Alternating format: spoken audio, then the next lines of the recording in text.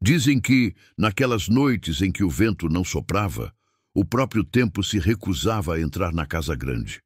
O silêncio era tão espesso que parecia esconder o som de passos, gemidos, preces sufocadas. Eu cresci ouvindo que, quando as portas se fechavam, o riso da sinhá morria e começava o reinado das sombras. Era o momento em que o poder tirava a máscara, e tudo o que era bonito à luz do dia se tornava impuro, cruel, humano demais.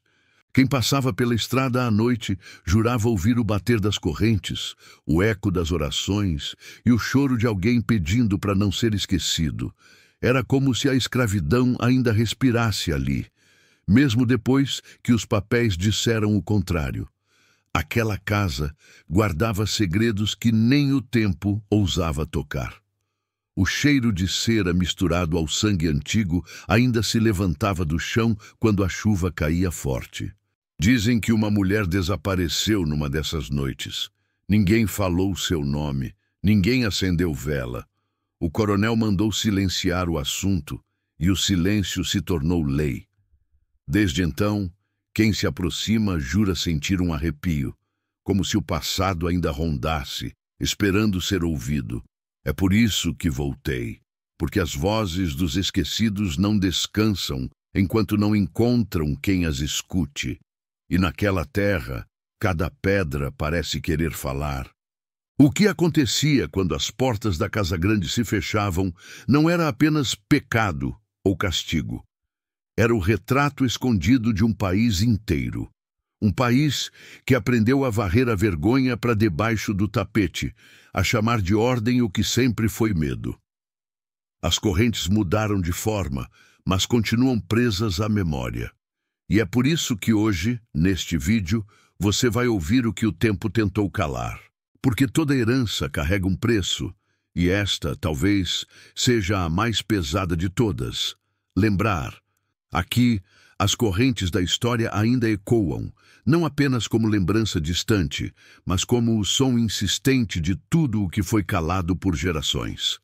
Este é o canal Correntes e Heranças, onde cada história é contada com o respeito que o tempo negou e com a coragem que o silêncio teme. Porque o passado não é um museu, é um espelho. E cada vez que olhamos para ele, entendemos um pouco mais de quem somos. Aqui não existe ficção, existe memória. E a voz dos esquecidos encontra o espaço que sempre lhe foi roubado. Nos ajuda a continuar trazendo histórias que precisam ser lembradas. Não é um pedido de engajamento, é um chamado à lembrança. Cada vez que você interage, mais pessoas conhecem essas vidas apagadas. E mais uma corrente se quebra. Nós dedicamos horas de pesquisa, leitura de arquivos antigos e reconstrução de fatos para trazer à luz aquilo que tentaram esconder. E é com o seu apoio que conseguimos continuar dando voz a quem não teve o direito de falar. A herança mais importante que podemos deixar não é feita de bens, mas de consciência. Porque quem conhece o passado enxerga o presente com outros olhos. Então, se o que você escuta aqui desperta algo em você, inscreva-se no canal Correntes e Heranças e ajude a manter viva essa missão. Contar o que os livros esconderam, mostrar o que a Casa Grande silenciou e garantir que as vidas invisíveis nunca mais sejam esquecidas. Era o ano de 1856. O Brasil parecia viver uma falsa calmaria. As elites falavam de progresso. O imperador D. Pedro II posava para retratos com a serenidade de quem acreditava ter o país nas mãos, e nas ruas das capitais a palavra ordem soava como virtude. Nas igrejas, padres pregavam a obediência como caminho para o céu. Nos salões, senhoras bordavam enquanto discutiam a natureza inferior dos negros, como se a ciência da época justificasse a escravidão. Mas longe das capitais, onde a poeira escondia a verdade, a escravidão ainda moldava o ritmo da vida. Cada batida do tambor, cada estalo do chicote, lembrava que a liberdade era um privilégio para poucos. Naquele ano, O tráfico negreiro já havia sido oficialmente abolido no Brasil, mas os porões dos engenhos continuavam recebendo mercadoria em segredo, trazida em navios fantasmas que atracavam em praias desertas sob o manto da noite. A Casa Grande, símbolo máximo de poder, erguia-se como uma fortaleza sobre as senzalas. Era ali, entre os muros caiados e as janelas de vidro importado, que as aparências e as mentiras se confundiam. A arquitetura não era acaso. Tudo foi pensado para demonstrar superioridade. As escadarias largas, os lustres de cristal, os azulejos portugueses, cada detalhe gritava: aqui mora quem manda. Enquanto isso, a poucos metros, as senzalas eram construídas baixas, escuras, sem ventilação adequada, feitas para lembrar aos que ali viviam qual era o seu lugar. O engenho de Santo Aleixo, no recôncavo baiano, parecia próspero. As plantações de cana formavam um mar verde que se estendia até perder de vista. Os viajantes que passavam pela estrada principal elogiavam a beleza da propriedade, a ordem do lugar, a aparente harmonia entre casa e campo. Mas por trás da beleza havia algo de podre. As paredes do casarão guardavam o cheiro da vela queimada e do sangue seco. A sinhá, sempre vestida de branco imaculado, vivia entre as rezas e o medo. Medo do marido, medo do passado, medo de si mesma. Rezava o terço 3 vezes ao dia, mas à noite, quando o marido a procurava com aquele olhar que não aceitava recusa, ela fechava os olhos e pedia a Deus que amanhã chegasse logo. O coronel Ambrósio de Almeida Prado era conhecido por sua voz calma e sorriso fácil. Nas festas, era ele quem contava as melhores histórias. Na igreja, ocupava o primeiro banco. Nas reuniões políticas, seu voto era decisivo. Mas quando o sol se punha, o mesmo homem que falava de fé e virtude se transformava em sombra. Naquela fazenda, as leis eram dele, e até Deus parecia lhe pedir licença para agir. Diziam os antigos que ele havia matado um homem por dívida de jogo, e que o corpo fora enterrado sob a capela. Diziam também que comprara a esposa por meio de um acordo com o pai dela, um comerciante falido. Leonor tinha apenas 15 anos quando se casou. Agora, com 28, parecia ter 50. O medo envelhece mais rápido que o tempo.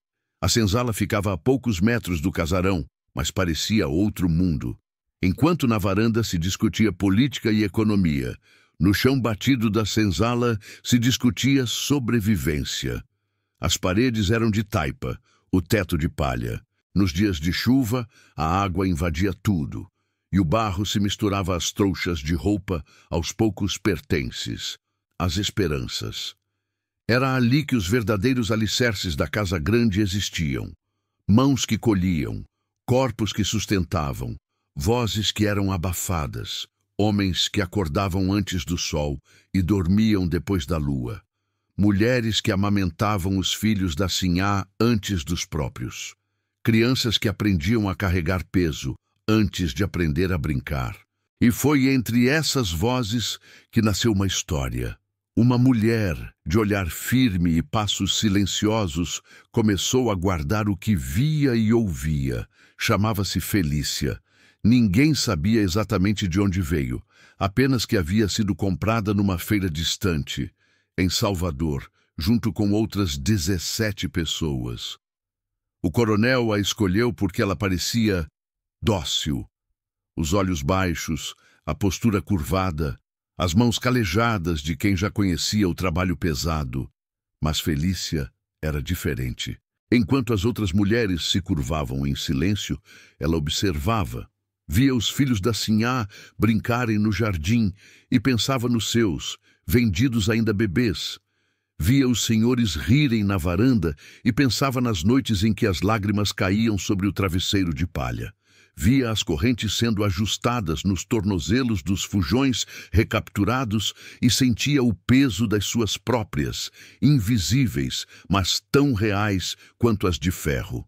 Felícia trazia algo que o coronel nunca percebeu, uma memória que o tempo não poderia apagar. Ela viera de uma linhagem de contadores de histórias, griots que guardavam nas palavras tudo o que não podia ser escrito. Seu avô, ainda na África, antes de ser capturado, era respeitado por saber de cor as genealogias de 7 gerações. Quando foi trazido nos porões do navio negreiro, trouxe consigo apenas uma coisa: a certeza de que esquecer era morrer 2 vezes. E quando o galo cantava antes do sol nascer, ela já estava de pé, não apenas por obrigação, mas por resistência. Dentro dela crescia um segredo, o desejo de contar o que via. Não havia papel nem tinta, mas havia memória. E a memória, para quem vive em silêncio, é a forma mais poderosa de liberdade. Felícia começou a ensinar os mais jovens a guardar lembranças. À noite, quando a casa grande finalmente silenciava, ela reunia as crianças num canto da senzala e sussurrava: "Não deixem o tempo engolir o que a gente vive, porque o tempo esquece o que não tem quem conte." Ensinava-lhes a repetir nomes. Nomes dos que foram vendidos, dos que morreram, dos que fugiram e nunca mais voltaram. Zeferino, filho de Benedita, levado em junho, tinha 6 anos. Josefa, esposa de Tomé, morreu de febre. Cantava como passarinho. Cada nome era uma semente plantada na memória, uma forma de dizer: você existiu, você importou, você não será esquecido. Ela sabia que o castigo podia ser a morte. O coronel proibia ajuntamentos, proibia conversas após o sino da noite, proibia tudo que pudesse parecer conspiração. Mas Felícia preferia morrer lembrando a viver esquecendo. E assim, nas madrugadas em que a casa grande dormia, a senzala acordava. Contavam histórias, cantavam baixinho, faziam do medo uma canção. O coronel achava que controlava tudo, mas não percebia que, nas sombras, estava nascendo algo mais forte que o poder, a consciência. A ideia de que ninguém pode prender a voz dos esquecidos para sempre. A promessa deste vídeo é simples, mas necessária: revelar o que acontecia quando o mundo virava o rosto, quando o luxo escondia a dor, quando o amor era proibido, a justiça era um mito e o silêncio era a única forma de sobrevivência. O que você vai ver e ouvir aqui não são apenas histórias de um tempo distante.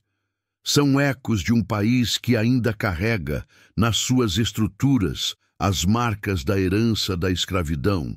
E talvez, ao entender o que se passava dentro daquelas portas, a gente consiga entender o que ainda acontece, disfarçado no presente. O sol nascia lento sobre o engenho de Santo Aleixo, e a luz dourada parecia enganar até os passarinhos. À distância, era um quadro bonito.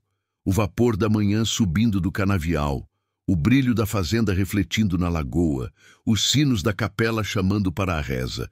Mas quem olhava de perto via outra paisagem. As janelas da casa grande, sempre abertas de dia, escondiam o que a noite deixava para trás. O cheiro forte de suor e vela, o lençol amassado de promessas quebradas, os olhos cansados da sinhá que fingia não ver. No terreiro, as pegadas se confundiam, umas leves e limpas, outras fundas e descalças. Era como se a própria terra soubesse quem mandava e quem obedecia. Dentro da casa, o tempo passava devagar. As paredes eram cobertas de retratos, senhores sérios, mulheres enfeitadas, crianças de olhos frios. Os retratos olhavam para quem entrava, como se julgassem cada respiração. O som dos passos ecoava no chão de madeira encerada, polida pelas mãos de Felícia todas as manhãs. O aroma do café recém-passado se misturava ao do ferro quente das correntes que o ferreiro ajustava nos fundos da propriedade. Era esse o contraste que fazia o lugar parecer um corpo dividido. De um lado, a aparência de nobreza, do outro, o coração pulsando em dor. A casa grande era o cenário de um espetáculo cruel, onde o luxo era a maquiagem da escravidão. À noite, o cenário mudava completamente. O vento soprava pelas frestas, trazendo o som distante das cantigas da senzala.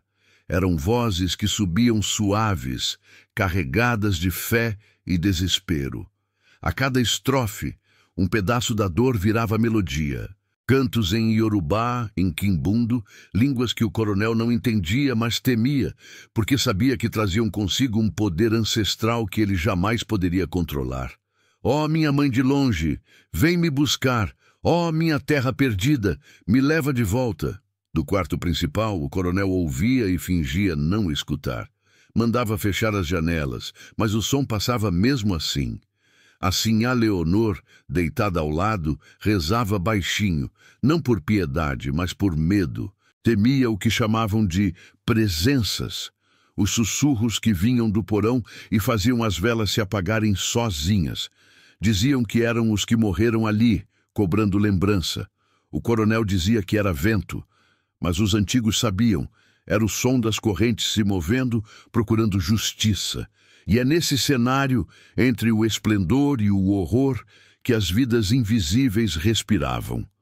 Cada canto, cada sombra, cada som noturno parecia guardar um fragmento de verdade. O contraste entre a casa grande e a senzala não era apenas físico, mas espiritual.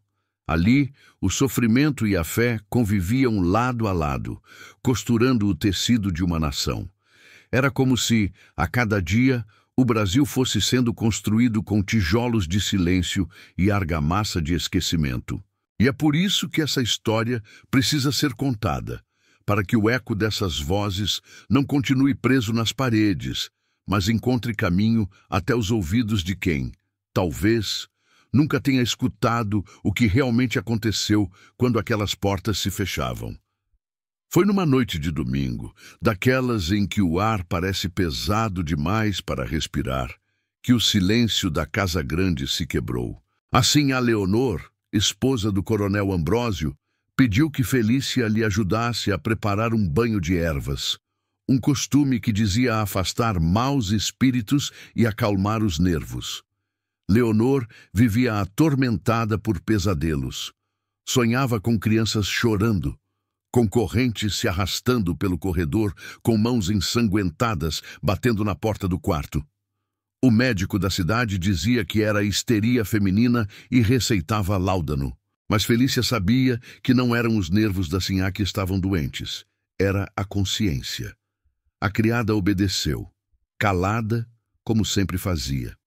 Preparou a banheira de cobre, aqueceu a água, separou as ervas, arruda, alecrim, folhas de laranjeira. Mas, ao acender a lamparina para procurar mais toalhas, notou algo estranho. O baú de madeira do coronel, guardado sob a cama de dossel, estava entreaberto. Aquele baú era território proibido. Ninguém, nem mesmo a sinhá, tinha permissão para tocá-lo. Diziam que lá dentro estavam os documentos mais importantes da fazenda. Escrituras, contratos, registros, mas também diziam outras coisas, que havia cartas comprometedoras, que havia provas de crimes que a justiça preferia ignorar. Dele escapava o cheiro de papel velho e cera derretida. Felícia hesitou, olhou para a sinhá, que cochilava embriagada pelos remédios, e não resistiu. O coração batia forte no peito. As mãos tremiam, mas algo maior que o medo a impelia. Abaixou-se, abriu o baú e encontrou uma pilha de cartas, lacradas com o selo do Império. Havia também documentos amarelados, mapas, e no fundo, envolto em um pano manchado, um livro de contabilidade. Dentro das cartas havia nomes, muitos nomes. Alguns eram conhecidos, senhores de outras fazendas, padres, políticos da província, até um juiz. Outros, os de companheiros desaparecidos, Zeferino, Benedita, Tomé, Josefa. Nomes que Felícia repetia nas noites da senzala para que não fossem esquecidos. Felícia não sabia ler bem, mas reconheceu uma palavra repetida várias vezes: venda. E ao lado, números, valores em réis, No meio das cartas havia um documento com a caligrafia do coronel. Um contrato de compra e venda. Nele constava a entrega de 4 pessoas, 3 homens e uma criança. No canto do papel, um carimbo manchado de sangue. O nome da criança fez seu coração parar. Bento, seu próprio filho, levado há anos, quando ainda tinha apenas 2 anos. Felícia lembrava daquele dia como se fosse ontem. Estava carregando água do poço quando ouviu o choro dele aumentar, até sumir na distância. Quando correu até a senzala, Bento já não estava mais lá. O coronel disse que tinha sido realocado para outra propriedade, que era melhor assim. Que mãe e filho juntos geravam vínculos prejudiciais à disciplina. Ela nunca mais o viu, mas todas as noites, antes de dormir, sussurrava o nome dele.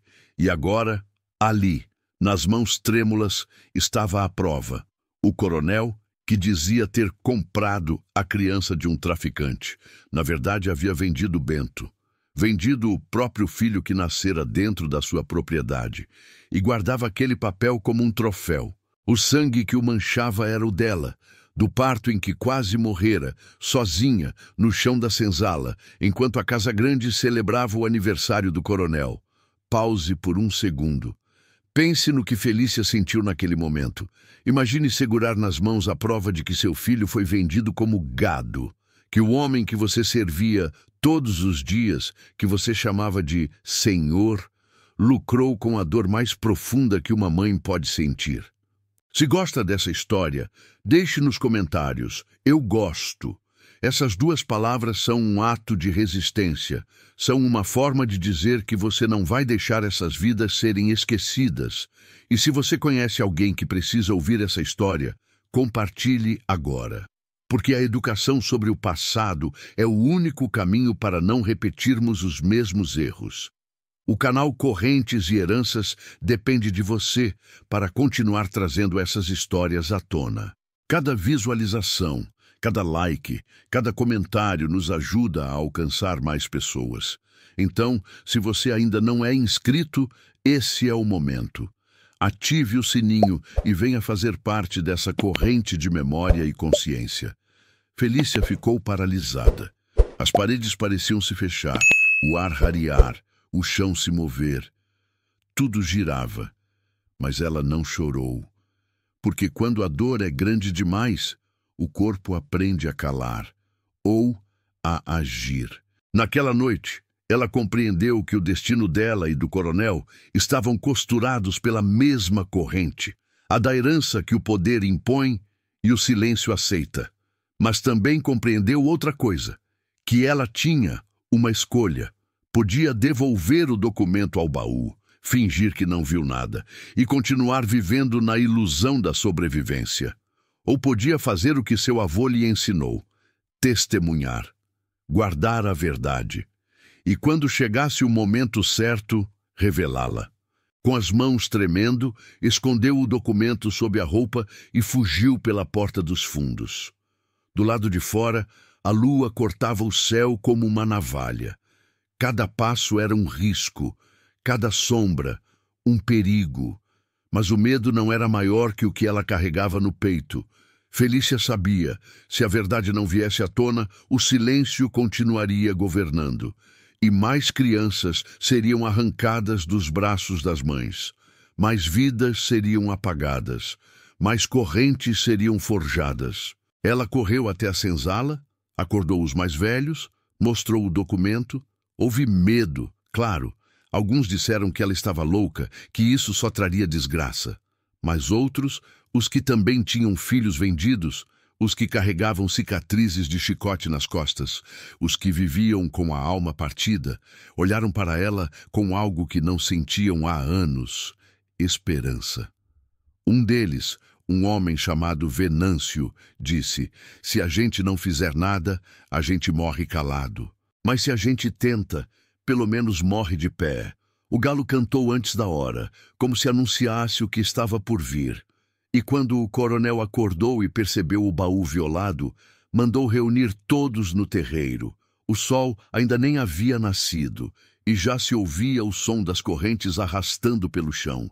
A fazenda inteira foi despertada pelo grito dele: "Alguém traiu esta casa!" E naquele instante, a fronteira entre o medo e a coragem se desfez. Felícia, que havia se escondido entre os canaviais durante a noite, observava de longe, sabendo que o preço da verdade seria alto, mas o da omissão ainda maior. A madrugada caiu sobre o engenho como uma manta espessa. O ar estava quente, pesado, cheio de presságios. O coronel havia mandado revistar tudo, cada tronco, cada barraco, cada olhar. A lua iluminava o rosto dos capatazes, que pareciam caçadores em busca de um animal ferido. Mas ela não era caça. Era testemunha, e carregava dentro da roupa o que o coronel mais temia, a prova de que sua riqueza era feita de sangue e mentira. Enquanto esperava o amanhecer, pensava em Bento, o filho que não via desde que o venderam. Em cada passo do vento, parecia ouvir o choro dele, chamando por ela. Do outro lado, na casa grande, a tensão crescia. A sinhá Leonor tremia, não pelo desaparecimento da criada, mas pelo que sabia. Ela vira Felícia abrir o baú, mas fingira dormir. Tinha medo do marido, medo do escândalo, medo da verdade. Mas também sentia algo novo, culpa, porque Leonor sabia, sempre soube, dos filhos vendidos, das crianças geradas à força, dos castigos que deixavam corpos quebrados. Ela sabia e fingia não saber, porque era mais fácil viver na mentira do que enfrentar a cumplicidade. O coronel, com a voz rouca de raiva, prometia encontrar a culpada antes do nascer do sol. Mandou que todos os escravos se ajoelhassem no terreiro. Os cães latiam, as lamparinas tremulavam e o som da escravidão se fazia ouvir. O estalar do chicote no ar. Felícia, da mata, ouvia tudo. Quis correr, mas algo dentro dela assegurou: se eu fugir, eles ganham. Se eu falar, talvez alguém escute. E essa dúvida se tornou o fogo que alimentou a sua coragem. Horas depois, o dia clareou. A névoa cobria o campo como um lençol. Quando o coronel mandou acender a fornalha, um sinal de que a tortura começaria, a fazenda inteira sentiu o cheiro da vingança no ar. Mas antes que ele pudesse agir, algo aconteceu. Um dos homens encontrou, entre as roupas de Leonor, um pequeno pedaço de papel rasgado, a metade de uma das cartas. A sala ficou em silêncio. A sinhá empalideceu, o coronel congelou, e pela primeira vez, o medo trocou de lado.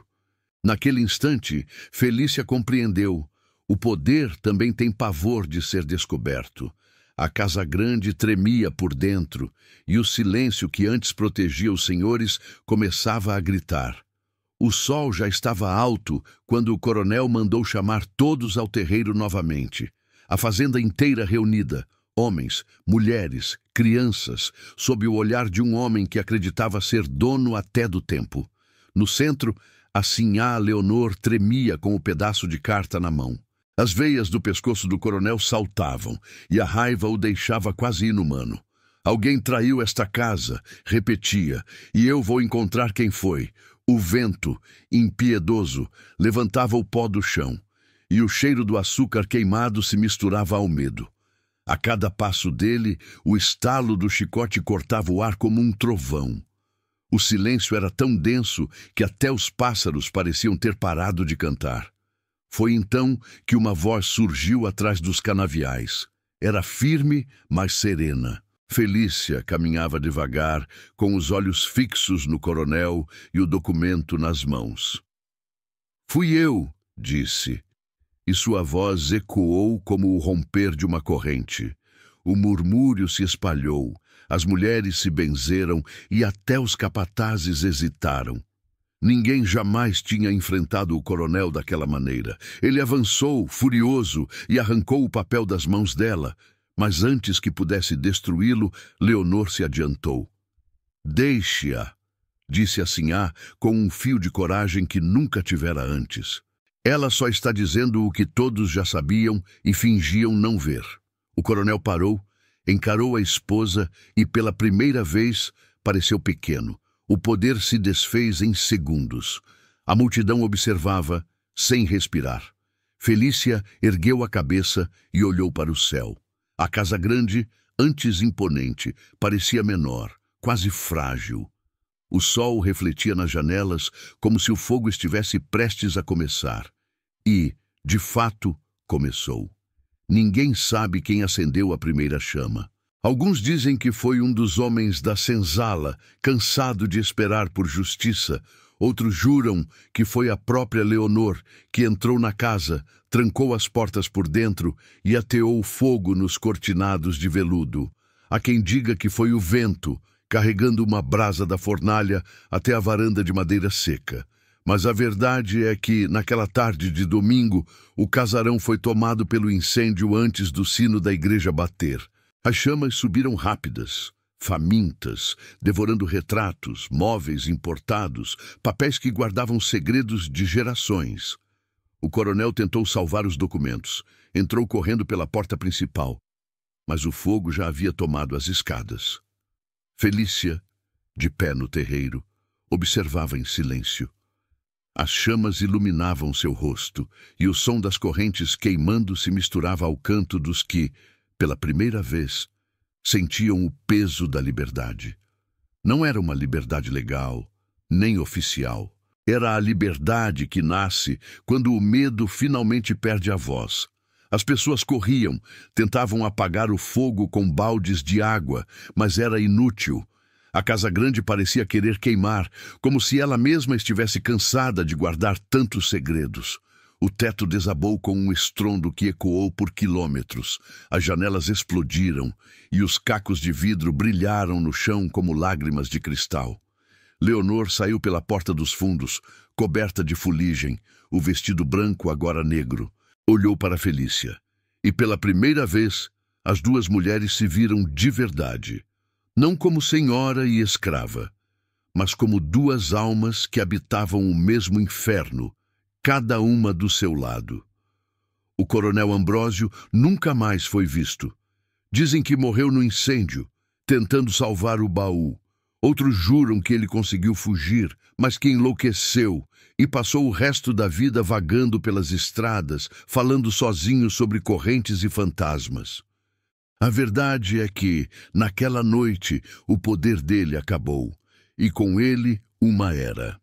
Dizem que, naquela noite, o vento soprou diferente, e o que restou da casa grande foi apenas cinza e memória.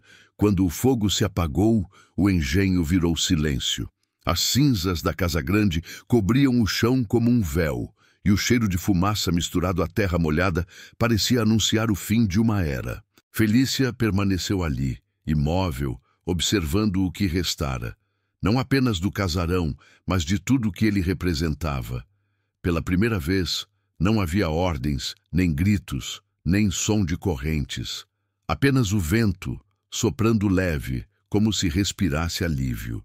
Aquela noite marcou o início de algo que o tempo tentaria apagar, mas não conseguiria: o nascimento da verdade. E toda a verdade, por mais dolorosa que seja, liberta. Nos dias seguintes, a notícia se espalhou.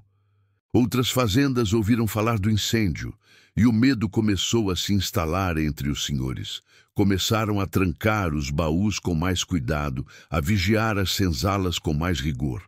Mas também começaram a perceber que o controle absoluto era uma ilusão, que cada corrente tinha um limite, e que o silêncio, quando quebrado, faz mais barulho que qualquer grito. Felícia nunca encontrou Bento. Procurou por anos, percorreu feiras, bateu em portas de outras fazendas, perguntou a viajantes, mas o rastro dele se perdera. Ele teria sido vendido novamente? Teria morrido? Teria crescido sem saber quem era sua mãe? Essas perguntas a acompanharam até o fim da vida. Mas ela não parou de contar histórias. Continuou reunindo os mais jovens, ensinando-os a lembrar. E quando, finalmente, em 13 de maio de 1888, a abolição foi assinada, Felícia tinha 82 anos. Estava cega de um olho, surda de um ouvido, mas viva. E quando soube da notícia, chorou, não de alegria pura, mas de um misto de alívio e dor. Porque ela sabia que a abolição no papel não apagava 300 anos de escravidão, que as correntes visíveis tinham sido tiradas, mas as invisíveis continuavam, que a desigualdade, o racismo, a exclusão eram heranças que passariam de geração em geração, disfarçadas de ordem natural das coisas. Os anos passaram, o império caiu e a república nasceu. Mas a herança do coronel Ambrósio continuou viva, invisível, espalhada nas estruturas que se ergueram sobre as cinzas. O Brasil seguiu adiante, mas com os pés ainda presos ao passado. As senzalas mudaram de nome, viraram favelas, periferias, áreas de risco.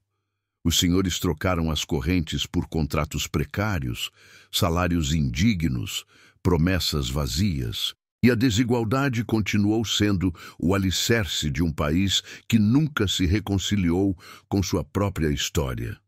O fogo consumiu as paredes, mas não o costume de calar. E é por isso que, até hoje, quando o sol se põe e o vento sopra do norte, dizem que é possível ouvir o sussurro de Felícia repetindo: "Não deixem esquecer. As vidas invisíveis de ontem ainda estão entre nós, nas ruas, nas vozes que lutam por espaço, nas histórias que o poder insiste em negar. Cada injustiça de agora é uma sombra do que aconteceu quando as portas da Casa Grande se fechavam. A empregada doméstica que trabalha sem carteira assinada, o jovem negro abordado pela polícia sem motivo, a criança que precisa escolher entre estudar e comer, a mulher negra que ganha menos fazendo o mesmo trabalho. Tudo isso são ecos da Casa Grande. Correntes que mudaram de forma, mas continuam presas à pele, à alma, à memória coletiva, mas também à luz. A cada pessoa que escolhe lembrar, ensinar, questionar, uma corrente se parte. Porque lembrar não é viver no passado, é libertar o futuro. A voz dos esquecidos continua falando e só depende de nós escutá-la. E se há algo que o fogo ensinou, é que a verdade pode até ser queimada, mas jamais destruída. Ela renasce nas cinzas, nas histórias contadas de geração em geração, nas vozes que se recusam a calar. Pense comigo. Quantas Felícias existiram e nunca tiveram seus nomes registrados? Quantos Bentos foram vendidos, separados, apagados da história? Quantas Leonores viveram entre a culpa e o silêncio, sabendo da verdade, mas escolhendo a cegueira conveniente? A escravidão no Brasil durou 353 anos, ou seja, de 1535 a 1888. 353 anos de vidas roubadas, famílias destruídas, dignidade pisoteada. E a abolição tem apenas 137 anos. Isso significa que o Brasil foi escravocrata por mais tempo do que é oficialmente livre. E ainda assim, nos ensinaram a esquecer. Nos ensinaram que isso é passado, que todo mundo sofreu, que não podemos viver de rancor. Mas não se trata de rancor. Trata-se de memória, de justiça, de reconhecer que a casa onde vivemos foi construída com tijolos de sofrimento e que ignorar isso não vai fazer as rachaduras desaparecerem. A Casa Grande ainda existe. Ela só mudou de endereço. Está nos condomínios fechados, nos elevadores de serviço, nas vagas para negros, que nunca são preenchidas nas empresas, nos boa aparências dos anúncios de emprego, no "você não parece negro", dito como elogio. Se essa história te tocou, não a deixe morrer aqui. Compartilha para que o fogo da lembrança continue aceso, para que mais pessoas saibam o que acontecia quando as portas da Casa Grande se fechavam. Cada curtida, cada comentário, cada compartilhamento é uma forma de dizer: eu escuto as vozes que o tempo tentou calar. É isso que mantém viva a voz dos esquecidos, transformando silêncio em memória e memória em consciência. O canal Correntes e Heranças existe para isso, para dar rosto às sombras, nome aos anônimos e dignidade às vidas invisíveis que sustentaram o peso de uma nação. Cada vídeo que produzimos é resultado de horas de pesquisa em arquivos históricos, documentos originais, relatos de época. É um trabalho de resgate, de reparação simbólica, de compromisso com a verdade. Então, se você acredita que o Brasil precisa conhecer sua própria alma, inscreva-se no canal Correntes e Heranças, ative as notificações e venha com a gente dar voz ao que o tempo quis esconder. Mas não pare por aqui. Quando você sair deste vídeo, leve essa história com você. Conte para alguém. Pesquise. Apoie projetos de sua comunidade, ou seja, contribua ajudando como puder. Exija que as escolas ensinem história de verdade, não a versão romantizada que pinta a escravidão como coisa de índio e português, e esquece que foram seres humanos negros que construíram este país. Porque enquanto houver quem escute, nenhuma história será esquecida. E quando o último eco da senzala se transformar em palavra, talvez, só talvez, a herança finalmente se torne redenção. Hoje, onde ficava o engenho de Santo Aleixo, há apenas ruínas. Turistas passam, tiram fotos, comentam sobre a arquitetura colonial.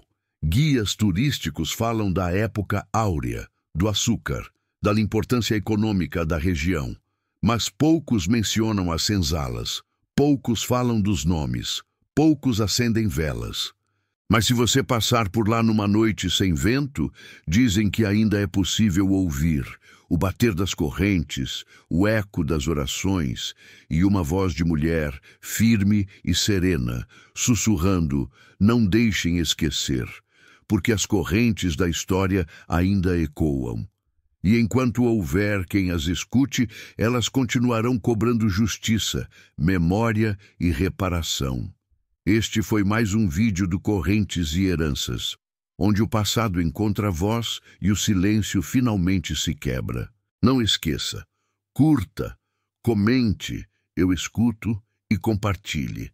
A cada interação, mais uma corrente se rompe. E a cada história contada, mais uma vida invisível se torna eterna. Até o próximo vídeo. E lembre-se, quem conhece o passado transforma o presente.